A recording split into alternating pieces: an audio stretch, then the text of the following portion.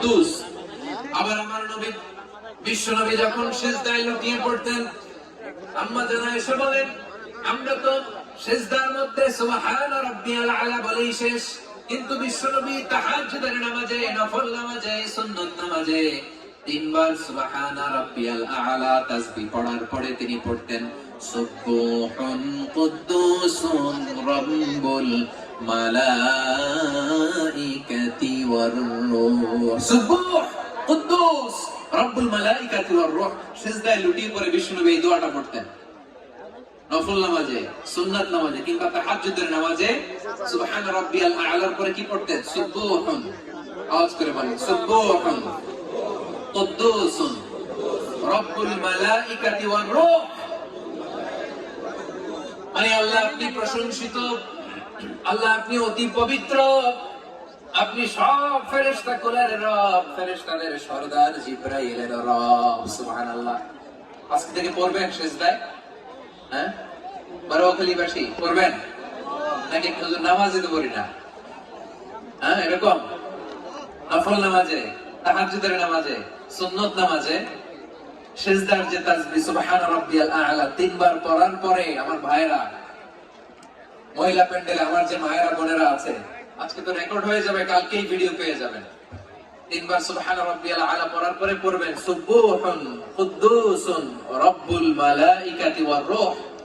পড়বেন তো ইনশাআল্লাহ? আবার বিষ্ণু বলেন ইন্নাল্লাহা তাইয়্যিব লা ইয়াকবালু ইল্লা তাইয়্যিবা। আল্লাহ পবিত্র, পবিত্রতা ছাড়া তিনি কিছু গ্রহণ করেন না, অপবিত্র কোনো কিছু আল্লাহ গ্রহণ করে না। অনেকে আছে ঘুষ খায়, সুদ খায়, অন্যায় অপরাধ চাঁদাবাজি যা আছে সব করে, হারাম টাকা, হারাম উপার্জন। এই হারাম উপার্জন দিয়ে আবার মসজিদ বানায়, আছে না নাই? ইনকাম সবটাই হারাম, ওইটা দিয়ে আবার এতিমখানা বানায়, আছে না নাই? আছে।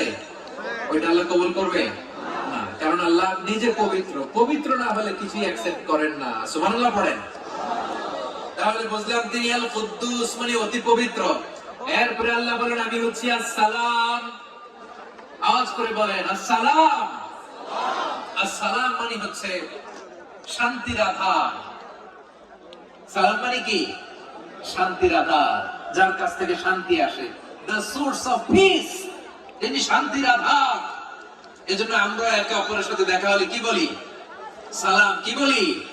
সালাম সালাম হাজার সালাম সকল শহীদ স্মরণে আমার হৃদয়ে রেখে যেতে চাই তাদের স্মৃতির চরণে। সবাই বলেন সালাম সালাম হাজার সালাম সকল শহীদ স্মরণে আমার হৃদয়ে রেখে যেতে চাই তাদের স্মৃতির চরণে। পড়েন আমিন।